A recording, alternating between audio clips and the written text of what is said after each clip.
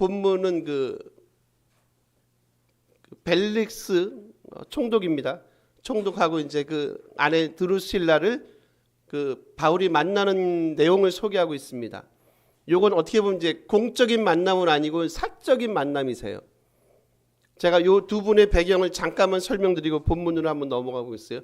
벨릭스란 이름 자체는 뭐냐면 행복이란 이름의 뜻을 갖고 있습니다. 두루실라는 이슬이란 이름의 뜻을 갖고 있어요. 전체적으로 보면 근데 이제 행복이란 이름의 뜻을 갖고 있는 이 벨릭스 총독이 사실상 별로 행복하지는 않습니다. 이슬이란 이름의 뜻을 가진 드루실라 유대 여자예요. 이분도 마찬가지. 이분 드루실라는요, 여러분 헤롯 대왕 아시죠? 예수님 당시 헤롯 대왕에 이렇게 따지고 보면 그 손자 헤롯 아그리파 1세가 있는데 그 헤롯 아그리파 1세의 딸이에요. 막내 딸입니다. 어떻게 보면 헤롯 대왕의 증손녀가 되는 거죠. 맞죠? 손자의 딸이니까. 드루실라가 일단 헤롯 벨릭스 아시죠? 벨릭스하고 이제 결혼을 했는데 자기가 원래 이전에 결혼했던 남편이 있어요. 근데 남편과 이혼을 한 겁니다. 어떻게 보면 약간의 속임 수도 있어요. 약간의 어떤 미혹에 의해서 이혼을 하고 지금 벨릭스하고 다시 재혼을 하게 된 거고요. 그리고 벨릭스 입장에서 보면 지금 이 드루실라라는 여인이 세 번째 아내가 돼요. 그러니까 벨릭스는 3번 장가간 거고 드루실라는 2번 시집을 온 겁니다.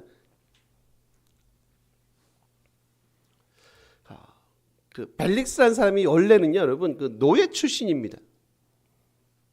노예 출신, 그러니까 황제의 어머니 클라우디우스라는 황제가 있습니다. 그리고 그 양반 뒤에 네로 황제라는 사람이 들어오는데 네로 황제는 잘 아시죠?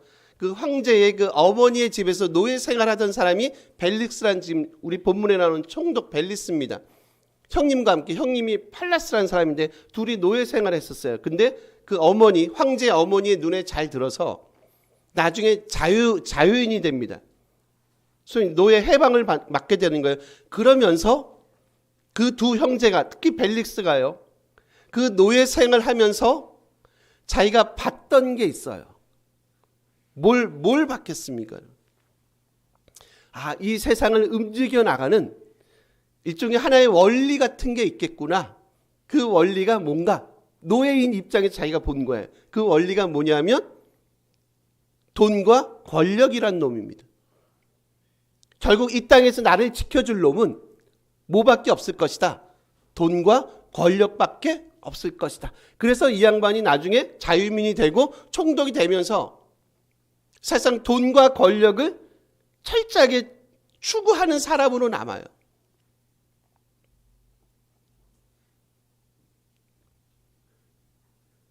여러분 어떤 생각이 드세요?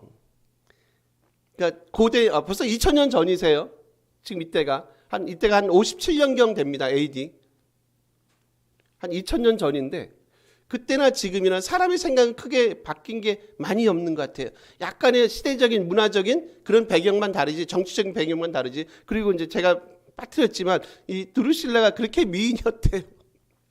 언니가 이제 버니게라는 언니가 있는데 언니도 꽤 미인인데 이 언니가 질투할 정도로 이 드루실라라는 여인이 엄청나게 미인이었다라고 역사가 기록하고 있답니다. 제가 그걸 보면서 이제 무슨 생각이 드는지 아세요? 그저 바지 입으신 분들은 예나 지금이나. 그래서 제가 그러는 거예요. 2000년 전이나 지금이나 사람은 늘 추구하는 게 많이 비슷하다. 특히 남자들 입장에서 보면 여인들의 외모만이 보겠고요. 그리고 지금 자기를 지켜줄게 뭐라고요? 돈과 권력. 그래서 늘 권력 지향적인 삶을 살아가는 그리고 삶을 갔던 이 벨릭스의 모습을 보게 됩니다. 여러분 이제 대강의 배경을 마치고요. 그리고 우리 24절 한번 가보세요. 우리 눈만 와보세요. 그는요. 뒤로 가보세요. 바울을 불러 그리스도 예수 믿는 도를 듣거든 얘기합니다. 즉 이 두 명이 바울을 부른 거예요. 뭔가 흥미로움이 있겠죠.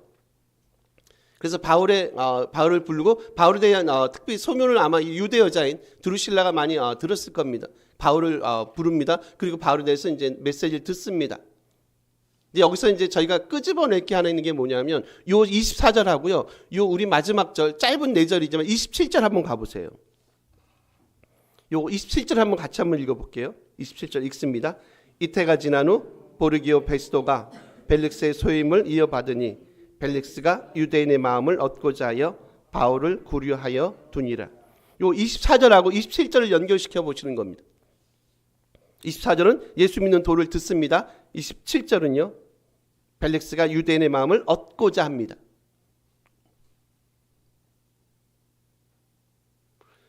(24절만) 딱 동떨어서 보면, 떨어뜨려 보면 벨릭스가 되게 예수 그리스도에 대한 내용에 관심이 많구나라는 것을 저희가 느낄 수 있어요.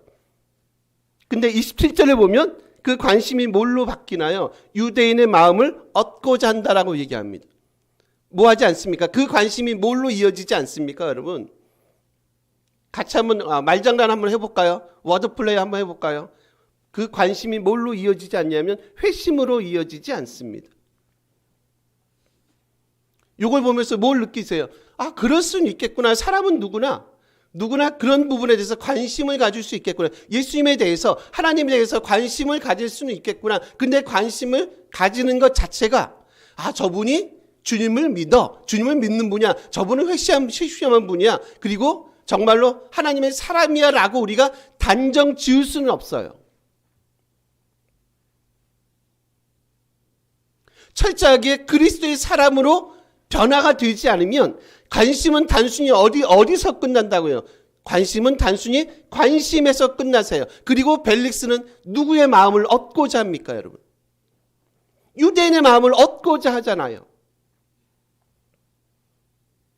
좀 되게 아쉽지 않으세요? 바울의 말씀을 어쨌든 들었지 않습니까? 오히려 바울을 통해서 역사하시는 하나님의 마음을 얻고자 하는 마음들이 훨씬 더 필요한 거 아닌가? 우리 인간은 하나님의 마음보다 내지는 진리보다 복음보다 오히려 우리의 관심은 훨씬 더 어디에 많이 두고 있다고요? 사람의 관심을 얻는 쪽에 훨씬 더 많이 우리 생각을 그쪽에 더 빼앗기고 있구나. 관심은 있지만 뭐는 없다고요? 참된 그리스도 안에서 회심은 없어요. 지금 제가 제목을 뭘로 정했냐면 벨릭스와 복음이라는 제목으로 내용을 정했습니다. 벨릭스는 복음을 듣습니다. 바울을 통해서. 근데 그 복음 앞에 뭐 하지 않습니까? 자기 자신을 철저히 내려놓는 삶을 살아가지 않습니다. 그의 마음을 가득 채우는 건 뭐밖에 없다고요? 사람의 마음이에요. 사람의 이목입니다. 그래서 어떻게 하면 내가 더 많은 돈과 권력을 유지할 수 있을까? 얼만큼 더 많은 돈을 벌 수 있을까 쪽에 초점을 두지, 하나님의 마음을 알아가려고 하는 그런 내용들에 대해서는 전혀 뭐하지 않는다. 전혀 고민을 하지 않더라. 전형적인 이 벨릭스를 통해서, 그리고 두루실라를 통해서 오늘 본문이 우리에게 말씀하고 있어요. 저도 이제 집에 있으면 이렇게 좀 뉴스를 좀 보는 편인데, 한번 정치 평론가들이 그런 얘기를 한번 하세요. 뭐 정치 얘기를 하는 건 아니고 그냥 이제 그걸 약간 빗대서 한번 말씀드려볼게요. 그 옛날 정치하고 지금 정치가 많이 다르다고 얘기합니다. 제가 얘기하는 게 아니라 정치 평론가가 얘기한 걸 제가 이제 카피한 겁니다. 옛날에는 그 강력한 리더십이 있었대요. 잘 아실 겁니다. 그래서 그 리더십 아래 정치를 해나갔다고 하더라고요.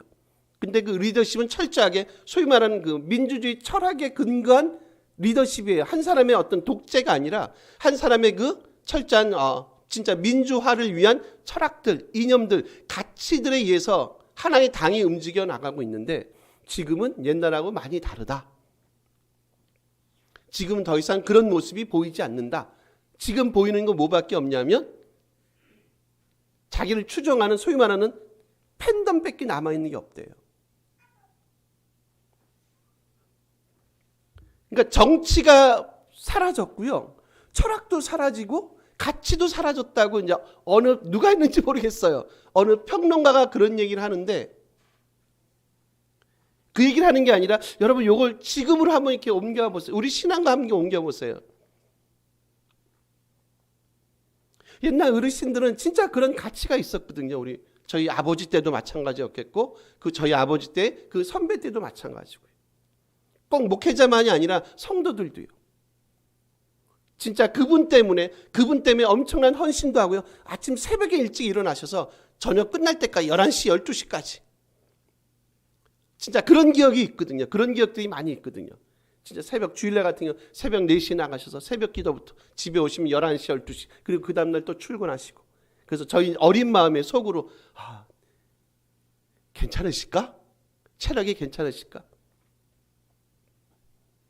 하셨거든요. 뭐 때문에 그렇다고요? 하나님을 향한 열정 같은 거요. 간절함 같은 거요. 종말에 대한 소망 같은 거요. 다시 지금 와볼까요? 지금 우리의 모습은 어떤지 모르겠습니다. 우리의 삶은 나이스할 수 있고요. 우리의 신앙의 양태는 되게 스마트할 수 있어요. 근데 과연 우리는 그런 가치와 그런 기독교적인 철학과 그런 삶의 내용들과 양태들을 가지고 살아가고 있는가? 혹시 우리가 추구하는 게 뭔가? 우리의 관심은 어디 있는가? 그 관심이 정말로 우리를 주님을 아는 거기까지 회심의 그 상태까지 이르도록 우리를 인도하는 것이 맞는가? 그런 삶을 살아가고 있는가? 또 다른 문제 같은 생각이 들지 않습니까? 우리 25절 한번 가보실래요? 한번 요거 좀 읽어주세요. 바울이 의와 절제와 장차오는 심판을 강론하니 벨릭스가 두려워하여 대답하되 지금은 가라. 내가 틈이 있으면 너를 부르리라. 바울이 세 가지를 지금 벨릭스 앞에서 얘기합니다. 그게 뭐냐면 의와 절제와 장차오는 심판을 강론합니다. 여러분 이거 좀만 고민해 보세요. 이거 너무 이상하지 않으세요? 이상하다기보다도 좀 바울의 이 마음을 한번 느껴보세요. 여러분 이거 지금 이 모임은 제가 말씀드렸어요. 벨릭스와 드루실라를 위한 어떻게 보면 사적인 모임이라고 얘기했어요. 지금 바울이 오해를 받고 있잖아요. 유대인들에게. 그리고 자기를 지금 변론하는 내용을 저희가 오랫동안 봤습니다. 저 같으면 이 자리에서 사석인 이 자리에서 아마 총독에게 그리고 특히 이제 와이프가 유대 사람이잖아요. 드루실라가. 아마 그랬을 것 같기도 해요. 진짜 사람들이 저에 대해서 많이 오해하고 있습니다. 나는 별로 그들이 얘기하듯이 그들의 그 소위 말하는 그 고발이 다 무고합니다. 무고죄로 제가 고발하고 싶습니다. 나는 정당합니다. 나는 크게 잘못한 게 없습니다. 라고 자기의 생각을 변론하지 않을까요? 어떠세요, 여러분? 저는 그럴 것 같거든요. 변론할 것 같거든요. 나를 총독이시여. 제가 그 사람들의 고발처럼 그렇게 나쁜 짓을 저지르지 않았습니다. 이건 다 우리 유대교에 관한 종교적인 문제입니다. 근데 저 친구들이 이 악당 같은 놈들이 이걸 자꾸 정치화시켜서 저를 어떻게든 이 로마 당국과 엮여보려고 하는 그 간교함이 지금 그들의 고발 속에 녹아져 있습니다. 총독이시죠. 제발 좀 이 사안을 좀 잘 좀 살펴봤으면 좋겠습니다. 라고 얘기할 수 있지 않겠어요? 근데 그러지 않거든요. 지금 세 가지 얘기합니다. 뭘 얘기합니까? 의, 절제, 장차오는 심판. 여러분 이거는 단순히요. 이렇게 보시면 안 돼요. 어떤 교리적인 내용을 설명하고 있는 게 아닙니다. 기독교에는 의라는 게 있고요. 의를 행하고요. 그리고 절제를 해야 되고요. 그리고 장차 심판이 있습니다란 교리적인 내용을 지금 벨릭스 앞에서 사도 바울이 선포하는 게 아니에요. 사실상 요거는요. 벨릭스하고 드루실라의 삶과 관련이 있어요. 제가 그래서 일부러 모두의 배경을 설명한 이유가 여기 있습니다. 벨릭스의 삶을 꽉 채웠던 게 뭐라고요? 그가 추구하는 가치가 뭐라고요? 돈과 권력. 당연히 그렇게 하다 보니까 뭐가 있습니까? 당연히 세상에 대해서 사람에 대해서 엄청난 착취와 압박을 가합니다. 그러니까 불의한 거예요. 의를 행하지 못하는 겁니다. 절제는요. 지금 이 양반이 몇 명이에요? 세 번째 와이프를 지금 같이 동반했습니다. 억제할 수 없는, 그리고 되게 성적인 부분에서 이 벨릭스가 성적인 부분에서 되게 타락했다고 역사학자들은 말합니다. 역사관 말합니다. 억제할 수 없는 욕망 같은 거 있잖아요. 절제가 필요한 사람. 당연히 이런 사람들은 뭐를 믿지 않습니까? 장차 그들의 행동에 따라서 분명히 두 가지 현상이 나타날 것이다. 뭡니까? 구원과 심판이라는 거 아닌가요? 지금 바울은요, 여러분 생각해 보세요. 바울은 벨릭스 앞에서 자기를 변호하지 않습니다. 나 억울합니다. 변호하지 않습니다. 오히려 바울은 이 벨릭스 앞에서 뭘 하고 있습니까? 복음을 선포하고 있습니다. 이게 뭐라고요, 여러분?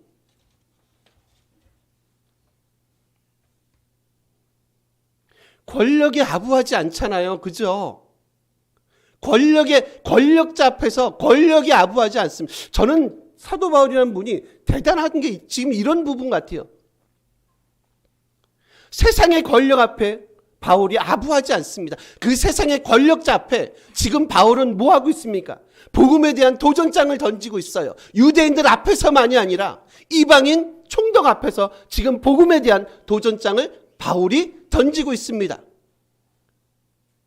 설사 자기의 목숨이 어떻게 보면 지금 생과 사가 어떻게 보면 누구 손 안에 있습니까? 이 총독 손 안에 있지 않나요? 그렇지 않습니까? 이 양반이 내리면 내리는 거 아닙니까? 엮이려면 얼마든지 엮이는 거 아시잖아요. 그죠? 생사가 이 양반 앞에 있어요. 이 양반 앞에 담대하게 이런 하나님의 복음의 말씀을 선포합니다. 무슨 얘기라고요? 세상의 권력 앞에, 세상의 재물 앞에 바울이 전혀 자기의 마음을 굽힐 생각이 없어요.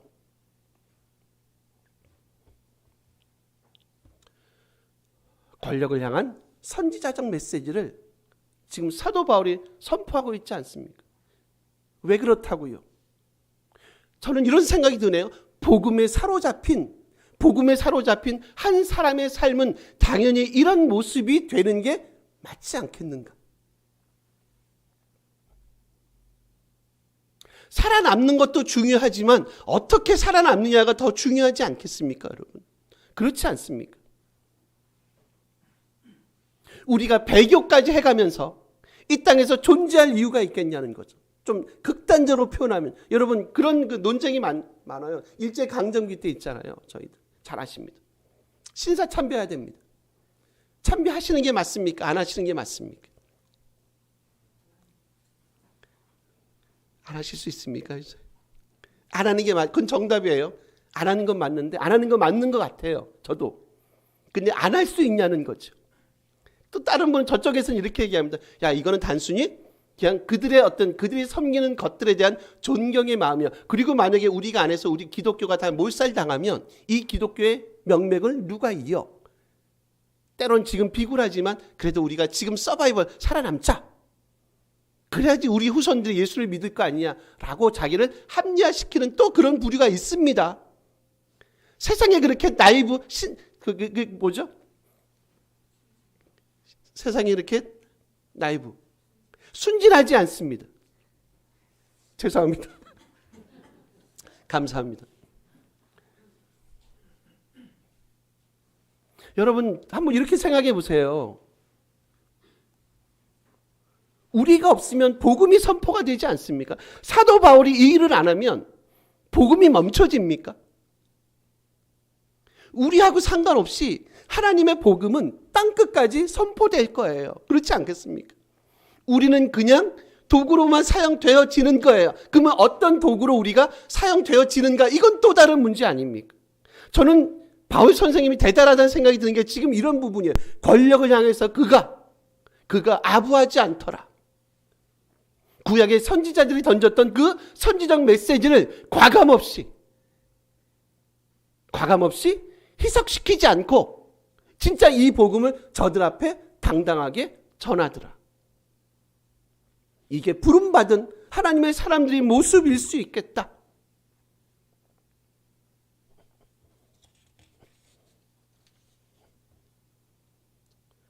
우리 25절 눈만 한번 읽으셨습니다.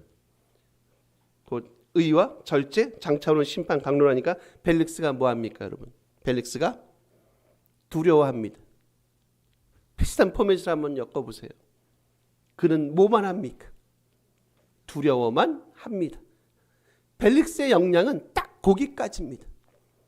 두려움은 여러분 어떠세요? 두려우면 만약에 이거 의와 절제, 장차오는 심판, 보니까 내가 그런 삶을 살아왔네. 내가 불의한 삶을 살았고, 내가 끊임없는 내 안에 있는 뭔가의 욕망에 이끌려서 내가 그런 삶을 살아왔고, 심판이 어딨어? 죽으면 끝나는 거 아닌가?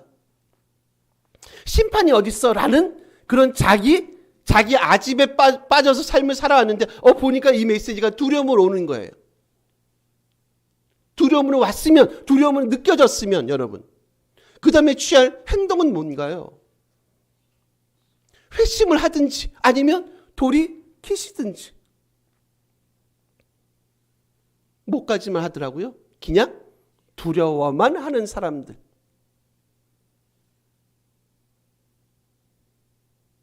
그러니까 그 이후의 삶에 대해서 더 이상 변화를 끄집어내지 못해요. 벨릭스의 말이 아니라 여러분 어떻게 보면 진짜 우리들의 메시지일 수 있어요. 저는 좀 두렵죠. 사실 두려움이 있죠.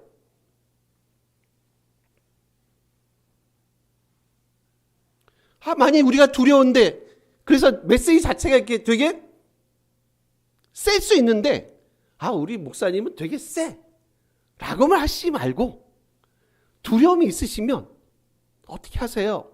조금 더 나갔으면 좋겠어요, 여러분. 그렇지 않습니까? 돌이키시든지 아니면 혹시 우리가 잘못을 했으면 혹시 잘못 삶을 살았으면 회심하시든지 우리 교인이 얘기하는 게 아니라 이 땅의 교회들이 하나님의 교회들이 좀 그런 모습이 있었으면 참 좋겠다. 이 땅에 조금씩 변화를 그러면 끄집어낼 수 있지 않겠는가? 두려워만 하지 말자. 교회만 오는 걸로 만족하지 말자. 이 주님의 복음 앞에 의를 선포하고 절제를 선포하고 장차오는 심판을 선포했던 그 복음 앞에 우리 삶을 한번 돌이켜보자. 우리 삶을 한번 조명해보자. 주님 그렇군요. 그런 삶을 우리가 살아가겠습니다. 하나님의 능력이 필요하고 성령의 도우심이 필요합니다. 라고 오늘도 무릎 꿇는 그 무릎이 우리 가운데 필요하지 않겠습니까, 여러분? 마지막 하나만요. 우리 26절 보세요. 한번 요거 읽어볼까요? 읽습니다. 동시에 또 바울에게서 돈을 받을까 바라는 거로 더 자주 불러 이야기하더라. 지금 뭐를 바란다고 얘기합니까? 돈, 크레마타, 크레타라는 단어인데 크레마타입니다. 그래서 크레마라는 단어. 요게 이제 좀 더 요 본문 문맥에 맞게 번역하면 뇌물로 번역이 가능해요, 여러분. 그러니까 지금 벨릭스가 뭘 원하는 거예요? 어떻게 보면 뇌물을 원하는 겁니다. 뇌물. 제가 처음에 말씀드렸어요. 그죠? 노예 생활하면서 그의 머리를 가득 채웠던 거. 두 가지. 돈과 권력. 지금 이 바울에게서 그가 원하는 게 뭐라고요? 뇌물이요, 뇌물.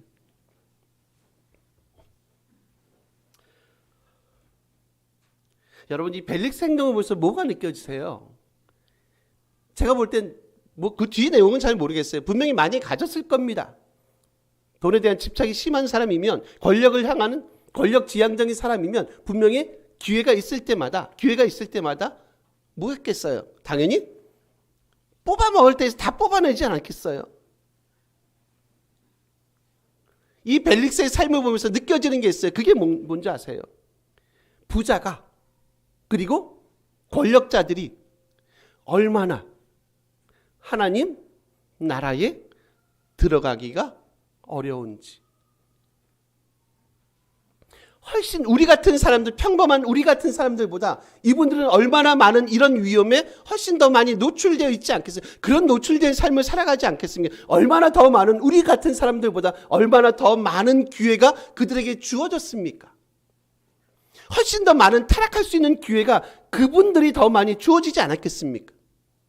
저희들에겐 크게 이런 유혹이 많진 않아요. 평범한 우리 같은 사람들은. 그죠?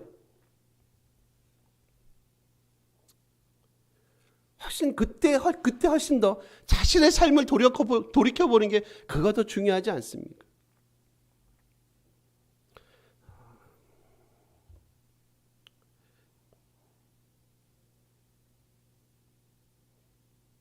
너무 그런 세상적인 것들에 너무 마음을 저희가 많이 뺏기지 않았으면 좋겠습니다.